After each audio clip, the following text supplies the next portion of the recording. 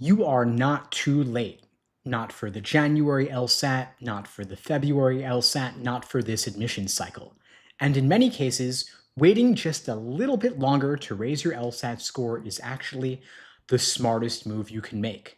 Today, we're talking about why that's true, and I'm going to walk you through exactly how the January and February LSAT test dates fit into the real law school admissions timeline, how law schools actually treat rolling admissions, how scholarships really work, and exactly what to do over the next couple of months to get the biggest possible LSAT score increase. The belief that applying after December is a huge disadvantage used to be true maybe 10 or 15 years ago. Back then, law schools front loaded decisions and seats filled fast. And if you applied in January or February, it really did feel like showing up after everyone else had already taken your spot. But today, the admissions landscape has completely changed. Why? Because applications stay open much longer than they used to. Many schools now accept applications into March or April, and many schools are making decisions well into the spring, and they're holding scholarship money available just in case they need it for those who test in January or February. So it used to be true that December was too late, but now that is no longer the case. Law schools will say that they use rolling admissions, but that does not mean first come, first served. They're not just handing out seats to the first 300 people who show up. Now, that means they read applications as they come in, but they do not give away seats as the applications come in. They don't penalize strong candidates who apply a few weeks later because they need strong LSAT scores to maintain their medians, because medians affect rankings, rankings affect reputation, and reputation affects tuition, applicants, and alumni donations. Schools have no incentive to admit people early. They have the incentive, though, to admit those who raise their numbers. And if a stronger applicant shows up in February, that is totally fine. They are happy to take you. Applying later with a higher score is better than applying earlier with a lower score every single time. Your LSAT score is still the single most influential part of your application. Yes, of course, GPA matters, essays matter, but the LSAT is the biggest factor that law schools use to protect or raise their medians. Imagine that you took it in November, you got your score back, and you got a 162. But deep down, you know that you could hit a 165, 168, or even a 170 with just another month of studying. And those extra points could radically change your admissions outcomes. That means getting in versus getting rejected, getting 0 scholarships and paying sticker versus getting 6 figures in scholarships, and walking out debt-free versus carrying 6-figure loans. And law schools know this. It's why they want to wait for stronger applicants later in the cycle. And so if you're wondering, should I apply right now with what I have, or should I wait a few weeks to raise my score? I would say, wait, study another 5 weeks or so, take it in January, improve your score, and send in a stronger application. The timing difference of 5 weeks or 9 weeks does not hurt you, but getting a higher score can massively help you. And so if you've got 5 weeks till January, you want to take a few timed exams, maybe one a week, over the next 5-6 weeks. You simulate test day conditions exactly, same starting time, same testing environment, same break pattern, to build up your endurance and mitigate your test day anxiety. You also want to review deeply using the Socratic review method. You want to ask, why was this wrong? Why was that right? And drill your weaknesses strategically. If necessary assumption questions are crushing you, drill those and fix it. If strengthen or weaken are inconsistent, fix those too. Focus on the highest frequency, high yield question types that give you the most points per hour invested, specifically necessary assumption, inference, and flaw. Now, if you're taking the LSAT in February, you've got several additional weeks, roughly 9 weeks, and that's a gift. You can additionally rebuild a weak foundation, master your worst question types, refine your timing strategy, drill targeted question sets, and improve your endurance. This is the perfect window for a 10-15 point jump, sometimes more. And the good news is that most schools will take the results of the February LSAT. A couple won't, but most will. And fewer schools do take February. That means you're still totally in the running for getting in, getting merit aid, and negotiating scholarships. Now, a lot of students have the fear that all the scholarship money is going to be gone. Definitely not true. Schools hold back scholarship money specifically for high scoring applicants throughout the cycle. You might also be wondering that it looks bad to apply later, but it's better to apply later with a higher score. It looks bad to apply early with subpar numbers. Schools want the best numbers whenever you apply. And if you're also wondering, or you're worrying that you don't have time to finish your essays, you still have that built-in buffer between taking the LSAT and waiting a few weeks to get your score back. And so you can use that window to keep tightening up your essays, finalize your personal statement, and also polish your resume. Then hit submit the second your score comes back, whether it's at the end of January or at the end of February. Now, law school is a big commitment, 3 years, 6 figures of debt, maybe, and maybe taking on $200,000 in tuition bills. But if taking it in January or February gets you a better LSAT score, gets you into better schools, better scholarships, better long-term opportunities, it is absolutely worth giving yourself a few more weeks. Admissions will not care whether you applied on January 2nd or March 2nd if you've got the score to back it up attached to your name. Stronger LSAT score makes a massive difference. So whether you're taking it in January or February, regardless, you're not too late, you're not behind, you're not out of the running. You are right in the window where many of the strongest applicants take their shot because they know that it's not about being early, it's about applying with an excellent score. And so protect your energy, review deeply, drill intentionally, and walk into test day with clarity instead of panic. You've still got time to maximize your score, and I'm here to help you on this journey however I can. Now, I've got some questions here in the chat. Thanks all for joining.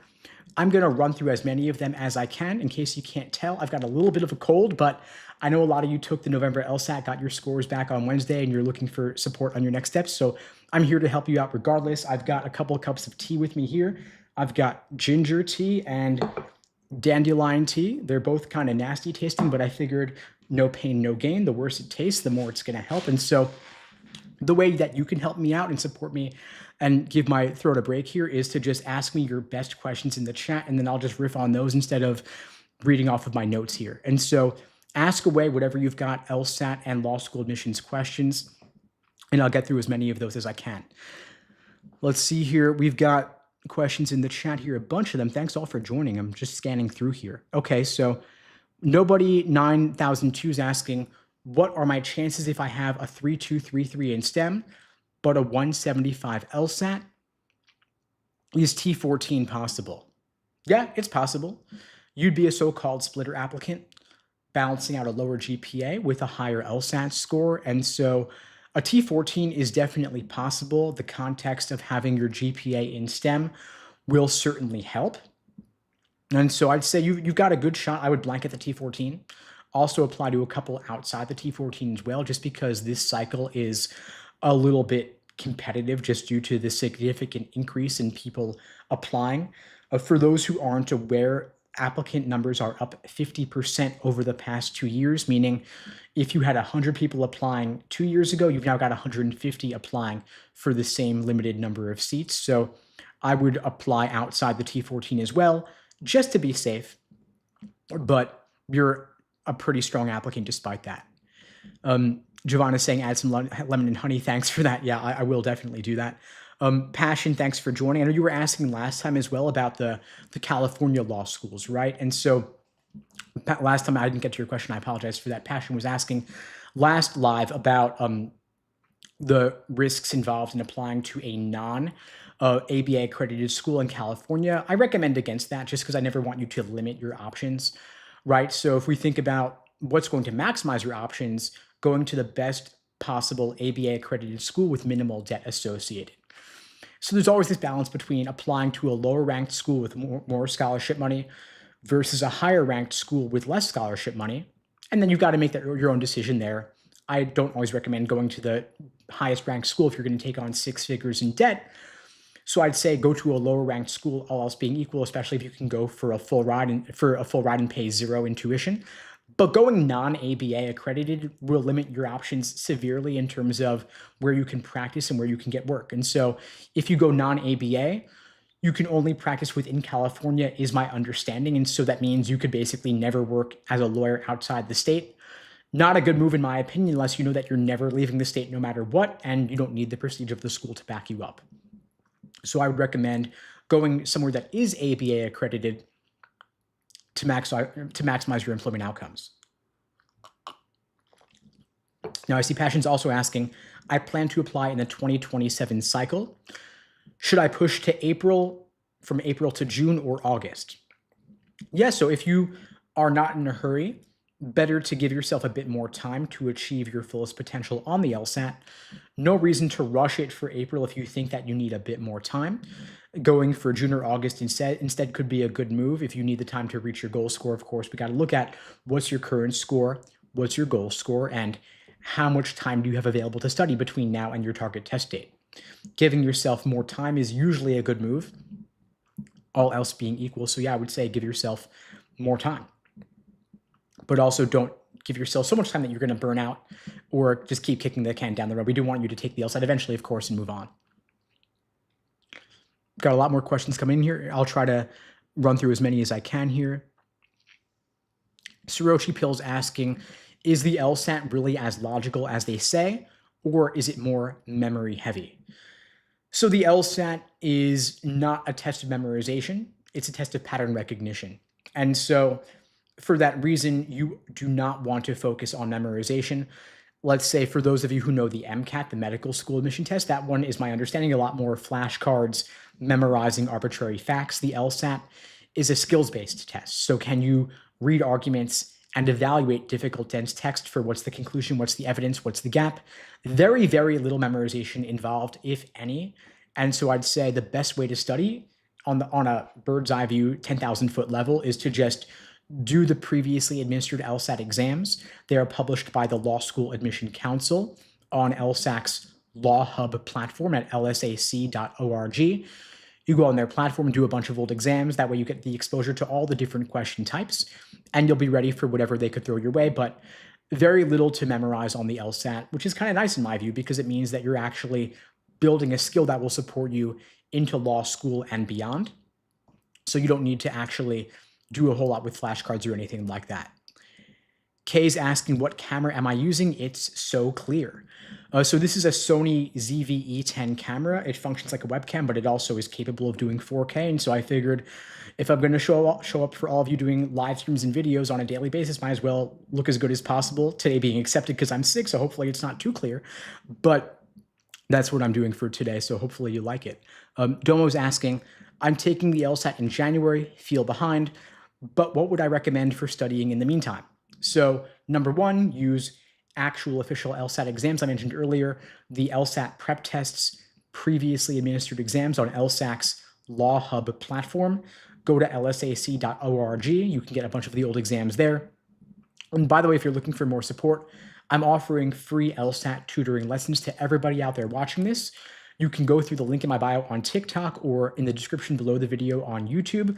I'm offering those free LSAT lessons to everybody out there. unpluggedprep.com/start. I'm happy to talk you through your situation and help you craft a plan of attack going forward. I see Fiona's asking, I did terrible on November, got a 148 and have a 4.0 GPA. What do I do? Well, first off, pat yourself on the back for getting a 4.0 GPA. That's awesome. It's going to help you a lot on your LSAT journey, on your law school admissions journey, because admissions is a function of your LSAT score and your GPA. Those are the two numbers law schools care a great deal about. And so a 4.0 GPA, you're already solid on that.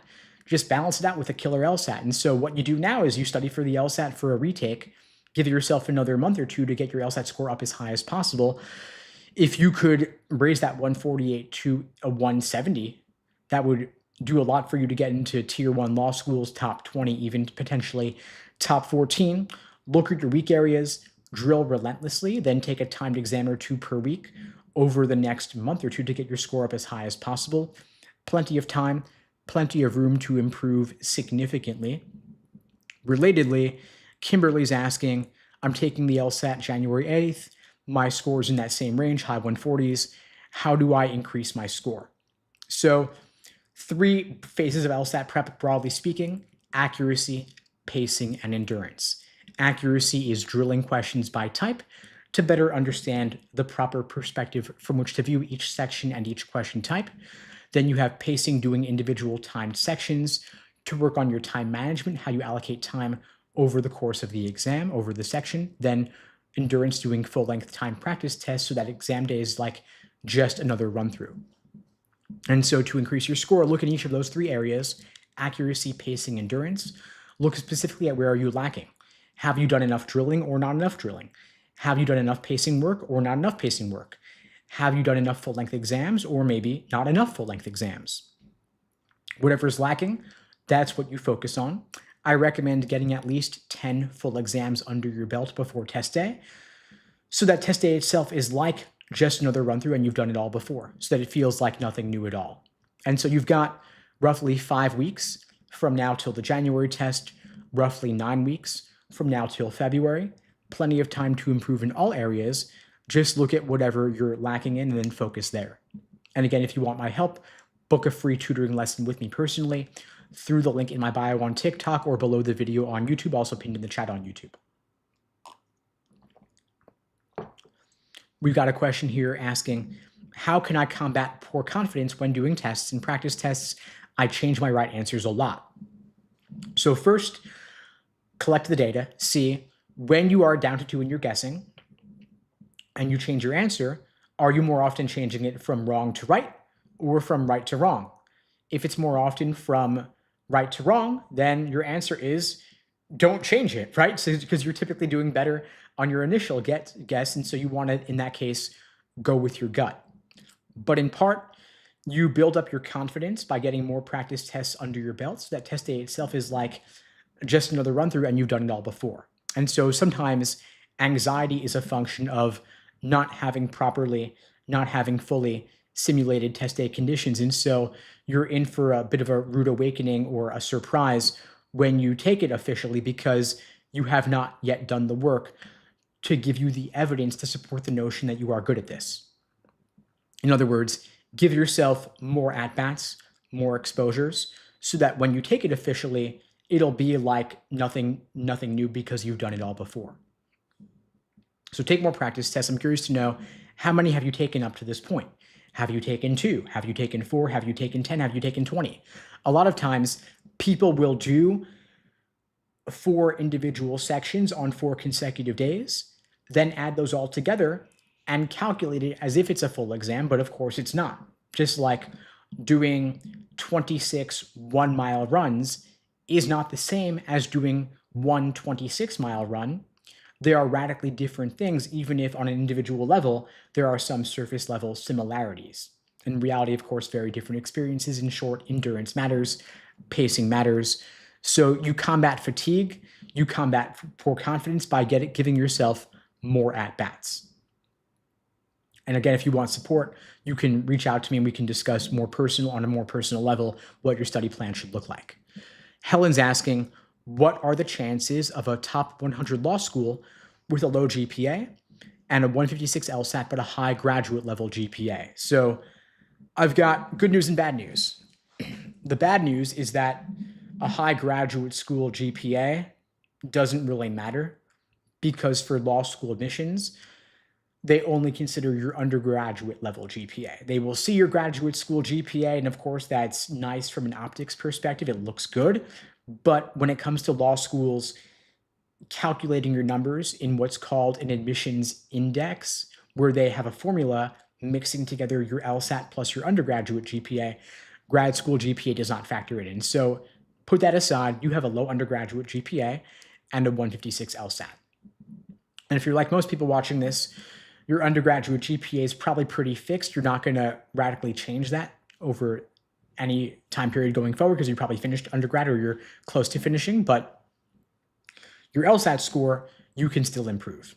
If you could get that to even a 165 or so, or even a 160, you would radically improve your odds. I think that you could probably get into a top 100 law school even with your current numbers, but you would pay a lot of money for it. And so if you want to get more scholarship money or you want to get into a better school or both, I would say retake the LSAT in January or February, get it to be at least above a 160, and you will significantly improve your odds of both getting in and getting scholarship money. Brandon's saying, I scored a 141. Oh, you're the Unplugged on Instagram. Yes, I'm also on Instagram as well. I'm live there as well, by the way. But yes, I'm happy to help you out, Brandon. If you got a 141, I'm guessing you're here because you want to retake. And so, yeah, you stick around because we do want to get you at least into the 160s to maximize the best possible outcomes you can get. And by the way, folks, if you're finding this helpful, do me a favor and click like, click follow, share this with someone else who needs to see it. The only way this grows is through word of mouth. I don't do any advertising for these lives, and the algorithm doesn't really boost them because they can't run ads during a live. And so this only grows through your spreading the word. So please share it on your socials, send it to somebody else you know studying for the LSAT, and I really appreciate your support. Let's see.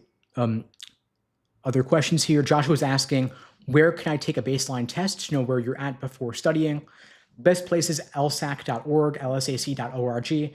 They have 4 free practice tests in the modern LSAT format. And then, of course, if you subscribe to their platform, you'll get 59 numbered exams in the new format. Definitely worth getting them to practice fully because you want to do dozens of exams ideally, so that test day itself is like another run through and you've done it all before, seen it all before. Michael's asking, does admissions consider your scoring range or just your actual score? They're kind of the same thing, because your actual score comes with what's called a score band of 3.5 points on each end. So let's say you scored a 170 on test day. LSAC will say, because they're data nerds, they'll say that your score is a 170 with a range of, say, 166 to 174. But somebody with a 172 has a range of 168 to 176. So the number is the number at the end of the day. And so if you're not happy with your number, the answer is retake. The good news is that law schools only consider your highest score on record. They do not average multiple scores. And so if you say got a 141 and you retake it and you get a 161, the 161 is what counts. The 141 does not matter. It really doesn't matter.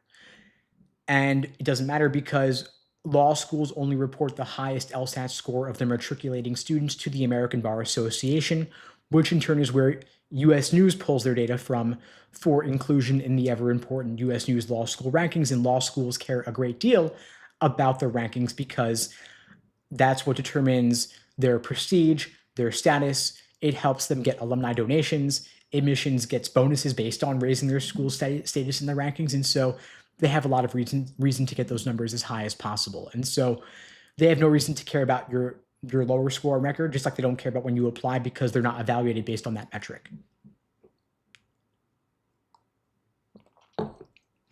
Just scanning through here for other questions.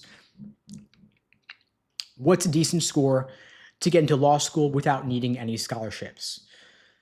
So I'm trying to interpret this question. What's a decent score to get in, assuming that you don't care about scholarship money? Well, I mean, there's 200 law schools in the US, and they have a wide range of employment outcomes, wide range of bar passage rates. I'm assuming that you don't want to go to the worst ranked law school or just any old law school, literally. You want to go somewhere that's worth your while because not only are you spending on tuition, but you're also taking 3 years of your life and also the opportunity cost of not working during that period.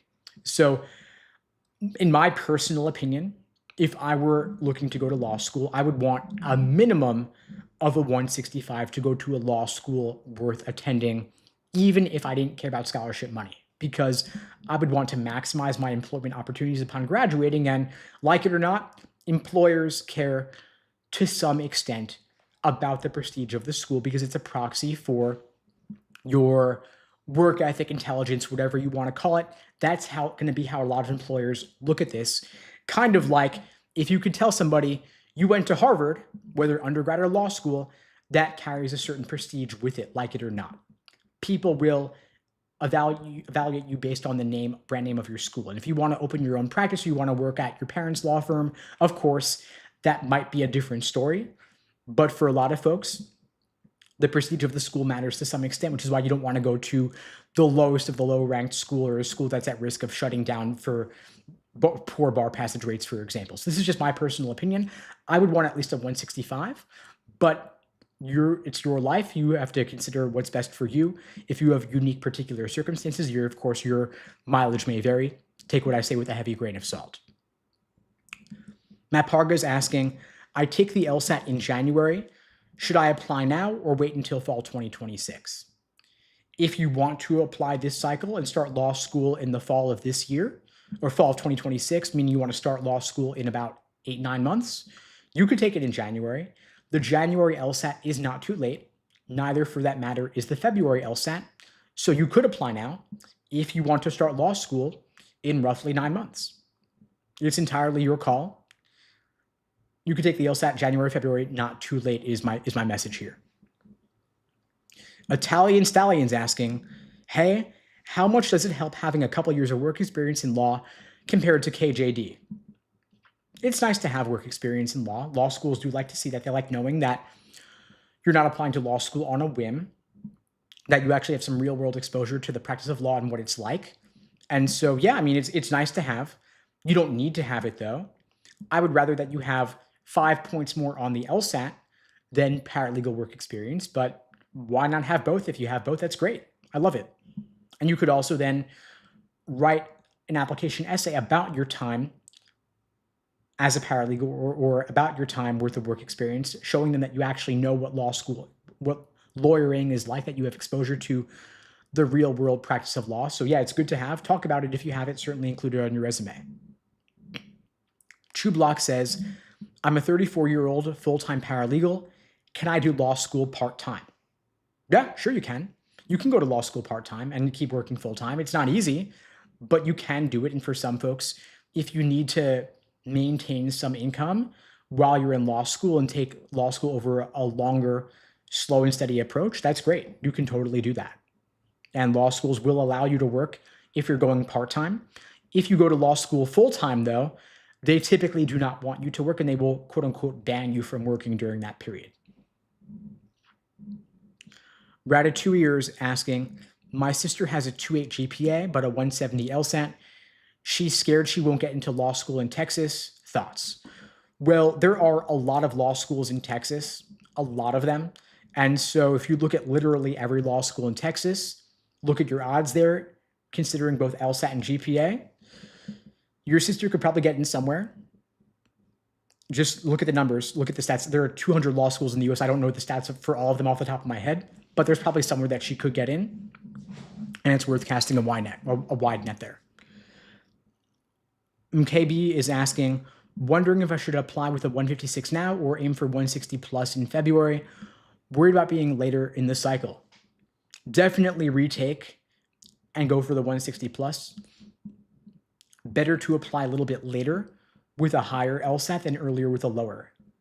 Like I was saying, law schools have no reason to care about when you applied.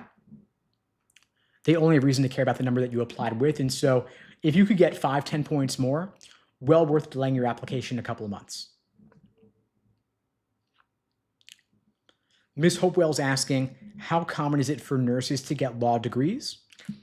Probably not super common. I'd imagine there are more paralegals getting law degrees than nurses, but law schools will like to see the medical background. It's more unique and that stands out in a good way. And then if you, let's say you want to practice in the medical space, medical malpractice, for example, that could be cool. Talk about it in your application. Don't hide it. In fact, celebrate it, because the more unique that you are, the more you stand out in a good way. And so talk about it in your essays. Moaz asking, how realistic to apply to a T14 with a 160 high LSAT and a 3.2 low GPA? I always see discourse say no point. So you're asking, is there a point applying to a T14 law school with low numbers? And so for context, the T14 law schools, meaning the top 14, like Harvard, Yale, Stanford, Columbia, Cornell, NYU, and so on. These are like the Ivy League of law schools, for lack of a better term. Their LSAT medians are all 170 to 174 or so. Their GPA medians are all a 3.8 to 3.9 range. And so if you're in the 160s on the LSAT and the 3.2 with the GPA, it's going to be an uphill battle. It's unlikely that you'll get in. So if are you saying there's no point? It's a long shot, I'll say that. Do you have some incredibly impressive work experience background? Like, did you get a MacArthur fellowship or a grant of some kind or a Fulbright? Like, so is there something really unique that stands out about your application on the softs that would make you a compelling applicant? Because if not, I'd say it's probably a long shot, to be frank, but I'm not saying it's impossible. Go ahead, shoot your shot. Who am I to tell you not to do it? But could you consider retaking the LSAT? I mean, you could take it in January or February. You've got 5.5 weeks till January, roughly 9 weeks till February. You could. It's not too late. I'm not saying that the LSAT's not a done deal for you. Your GPA might be, but why not retake the LSAT? Why apply now when you could get yourself another 5 points on the LSAT in the next 5 weeks, boost your odds significantly? That's what I would do if I were in your shoes. So don't apply yet. Give yourself a stronger application first. And then, of course, submit the strongest possible essays as well.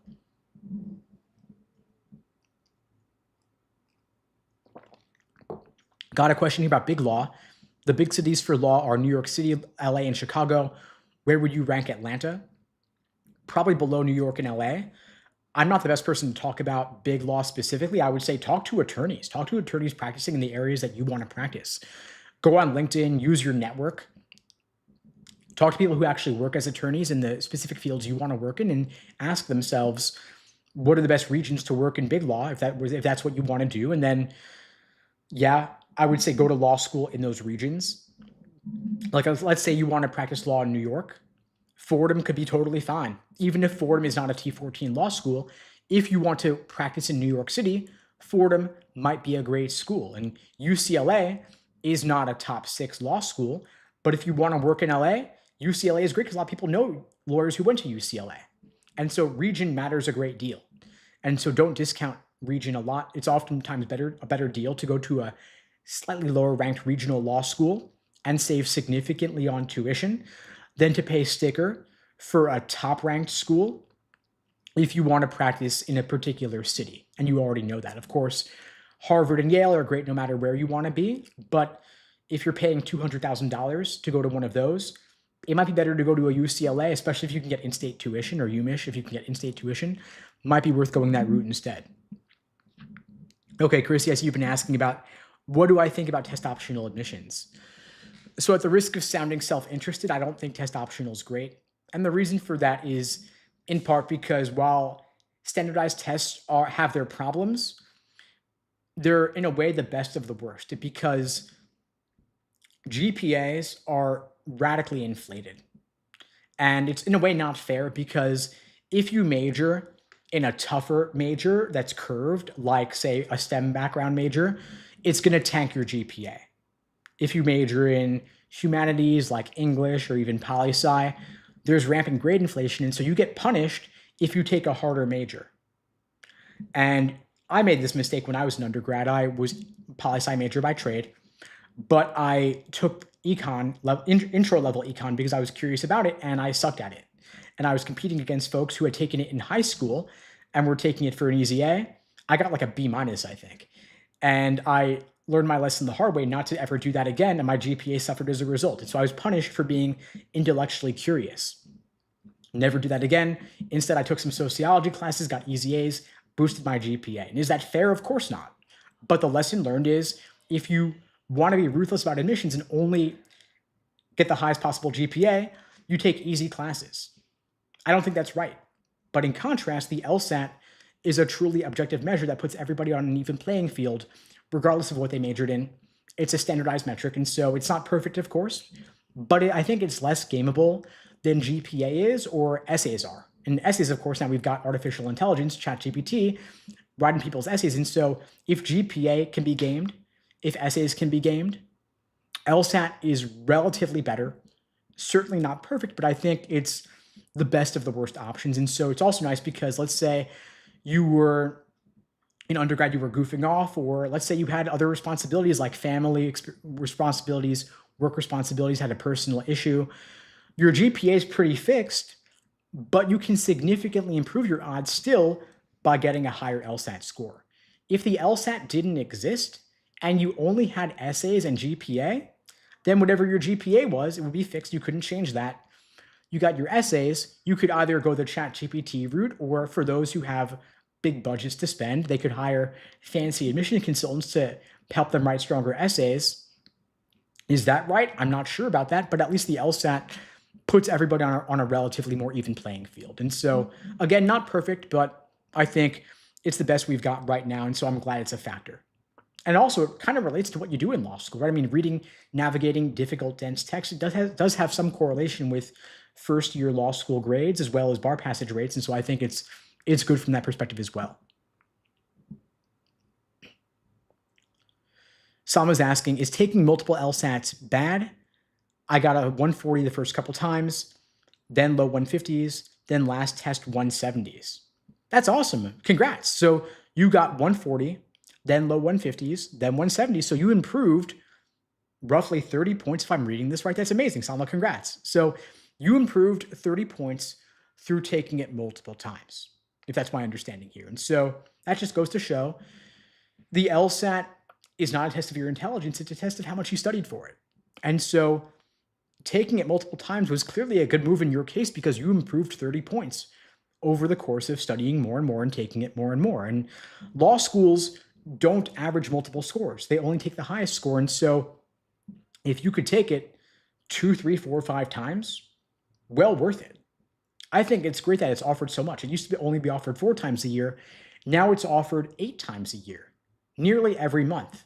This past fall, it was offered August, September, October, and November. And now we've got it in January again, then February again. And so if you took it in November, got your score back last week, and it wasn't what you were hoping for, it's okay. You can retake it in January, February, not too late. And law schools will only count the highest score on record. So for those of you who took it, got your score back, it wasn't what you wanted, learn from Salma's experience here and retake, totally fine. Law schools will not penalize you for taking it multiple times. Ikra asks, what LSAT should I aim for with a low 3.3 GPA? I want to get a full ride, not going for T14. So in a way, I mean, goal scores are kind of silly because why not aim for a 180, right? Why not aim for the highest possible LSAT score? Aim to understand everything. And whether you want a full ride or you want T14, the answer is kind of the same because getting the highest numbers will give you the best possible outcomes. So I'd say aim for 180.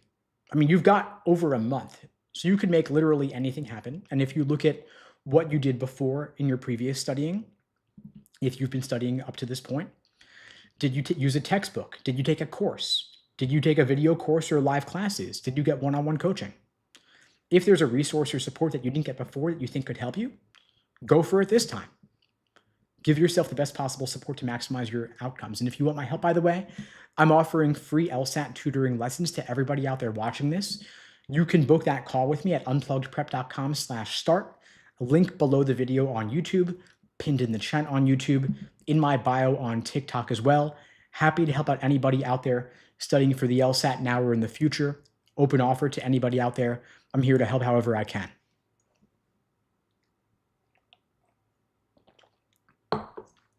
Scanning through the chat for more questions here. Juanita asks, how do you feel about in-person classes? So I think that in-person classes are kind of an artifact of the pre-pandemic era. Back then, a lot of people took LSAT classes in person, but now I think things have really shifted to be online, remote. I think it's more convenient, no commute time. You get access to the best possible coaches regardless of location. It's more convenient. And so I think these in-person classes, people would be taking a 3-hour in-person class at a hotel or conference center after a long day of work. Now when it's online, no commute time, you can do shorter, more frequent classes. I think that's more convenient. That way you're not fatigued, and you also get automatic recordings and replays available to rewatch later if you miss anything or you need to rewind or go over something again. And so ever since I used to do in-person classes in downtown Brooklyn, and then with the pandemic, we moved online and never really looked back. And so now at LSAT Unplugged, for example, we offer live online classes 4 nights a week.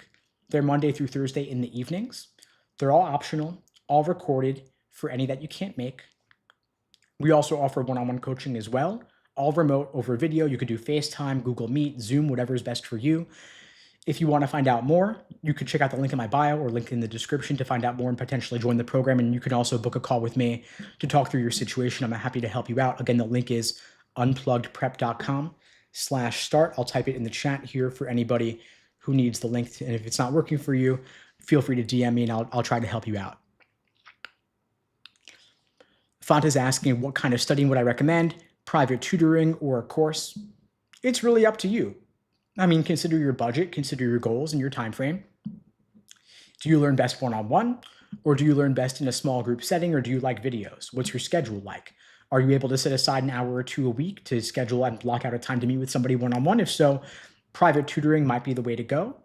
If you like a group setting, you want the community, you could do the course. We actually offer packages or programs combining the best of both, where you get one-on-one and small group sessions. And so I'm always happy to help you customize a program to fit your situation, given your time frame and given your goals. Again, you could book a free call with me to discuss. Link in the bio, link in the description to talk through your situation. Excelis is asking, what about Cardozo for corporate fashion law? Right now, I'm studying public relations and psychology minor. Okay, so I don't know too much about corporate fashion law, to be frank. That's not my area specifically. I would say talk to Cardozo admissions. I mean, admissions officers are there to market their school to you. They want to sell you on attending their school in particular. And so you could ask them, what are the employment outcomes like? Do they serve as like a feeder to specific firms practicing in the areas that you want to work in? And really push them on the specifics. If they're talking in vague generalities, maybe they don't actually have anything to offer you. But I mean, if you want to be in corporate law, big law, you want to be in fashion law, I mean, New York is probably a pretty good place for that. And Cardozo being in New York is probably a good place for that as well. So yeah, you might want to look into that. But again, talk to admissions, tour the school if you can, talk to current students there as well. Go on LinkedIn, go on to Facebook groups, go on to Reddit and see what current students might be able to share with you more specifically to get a more authentic look at it. Because of course, admissions, again, they want to give you the glossy marketing brochure version of things. Students are going to be more real. Des for President saying, I really think I want to go to Fordham, but I have a bad GPA, but I think I could score 170 plus. Awesome. So go out there and score 170 plus, right? So if you think you're capable of it, go put in the work to make it a reality. Again, your GPA is probably pretty fixed, but your LSAT, you can improve significantly, but by giving yourself the time. And so set the goal, then do everything you can to make it happen. And again, you've got even just a month or two, plenty of time to improve significantly and get your score up as high as possible. Shane asks, what are your thoughts on someone applying this cycle but taking the first LSAT in January? Totally fine. Like I've said a million times, this live if you're joining late, January is not too late, totally fine. So you can apply this cycle taking the January LSAT. The question becomes, how long have you been studying for up to this point? Because 5 weeks is not a ton of time starting from scratch. If you do want to take it in January and you are starting now, I would recommend more of an intensive boot camp style approach to maximize your score in a short, limited time frame. We would give you a more accelerated version of our program. Typically, we like to give you a 3-4 month window, but we would accelerate it for you into only a month and a half or so by giving you more support on a shorter time frame. So rather than say 1 or 2 sessions a week, we would do more like 5, 6, or 7 sessions a week. So basically supporting you every single day live to get you the biggest possible increase in the shortest possible time frame. So it can be done. It's going to take a lot of work, but that's how we get you the results. Shay's asking, as a sophomore in college, when should I start studying for and taking the LSAT? So I always love it when you're planning ahead. That's the best way to maximize your outcomes by giving yourself more time. You could start now and take a more of a slow and steady approach. You could take it a year from now, and that would not be too late, of course.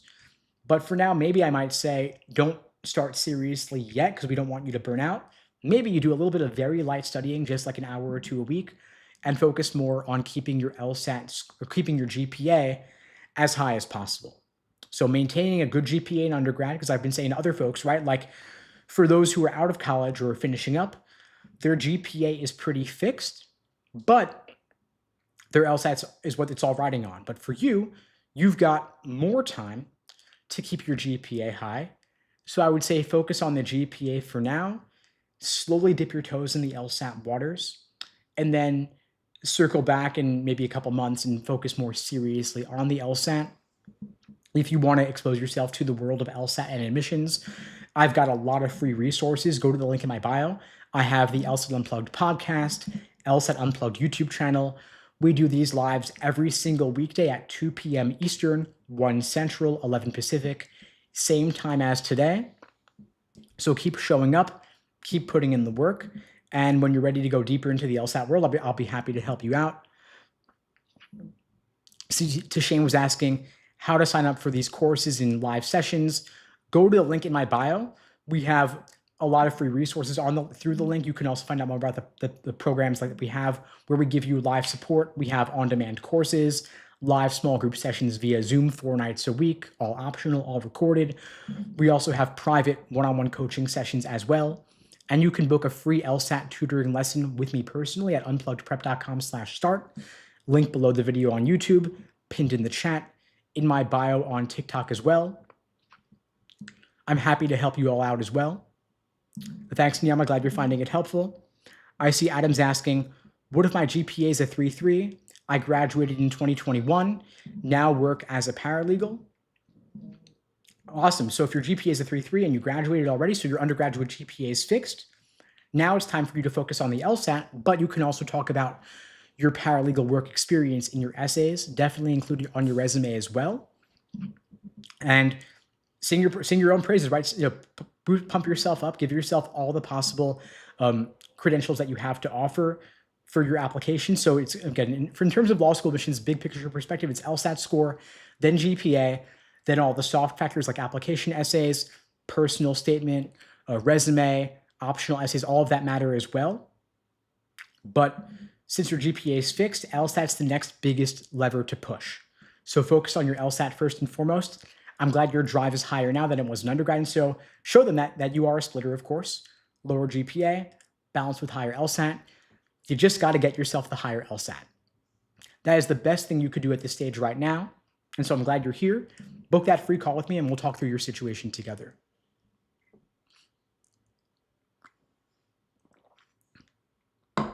Nani's saying, I really want to go to law school, but I think my tattoos are a problem. They're visible. I mean, totally fine. I mean, it's okay to have tattoos and go to law school. A lot of lawyers do. I guess my question would be, number one, where are the tattoos? So for example, do you have like full sleeves or are they on your forehead? For a professional interview, for example, if you have them on your arms or your legs, maybe you want to conceal them just for the interview to have a more corporate professional look. But otherwise, I think it's not a deal breaker necessarily.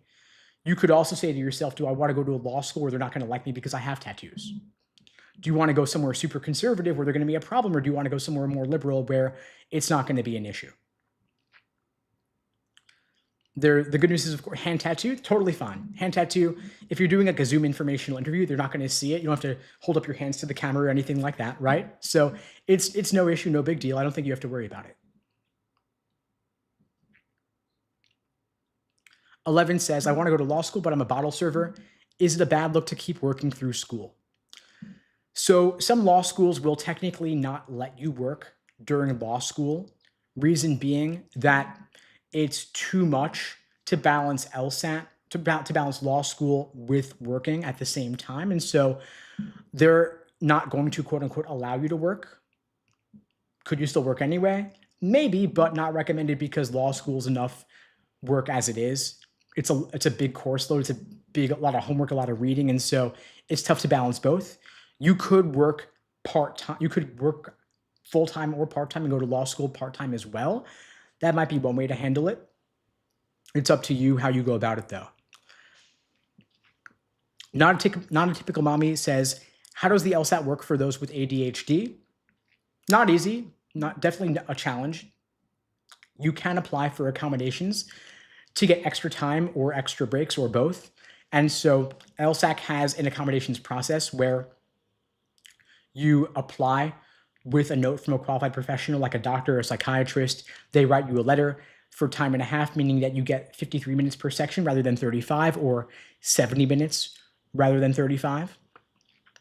And then it makes it a bit easier for you to balance the LSAT with having ADHD. You can also get accommodations for anxiety as well, by the way, worth looking into. If you think you might qualify, definitely seek those out to put yourself on an even playing field. LSAC has gotten a lot more liberal in granting accommodations. They used to be a lot more strict. Now they are more liberal, giving them out. And so worth exploring those, but be careful, they are strict about the deadlines for those. And folks, by the way, if you're finding this helpful, we offer these live sessions every single weekday, same time, same place, 2 p.m. Eastern, 1 Central, 11 Pacific, here on YouTube, TikTok, other socials as well. If you're looking for support, you can book a free LSAT tutoring lesson with me personally at unpluggedprep.com/start. Link below the video on YouTube, pinned in the chat on YouTube, and in my bio on TikTok as well. I'm happy to help out as many folks as I possibly can. I'll be here tomorrow, same time, same place.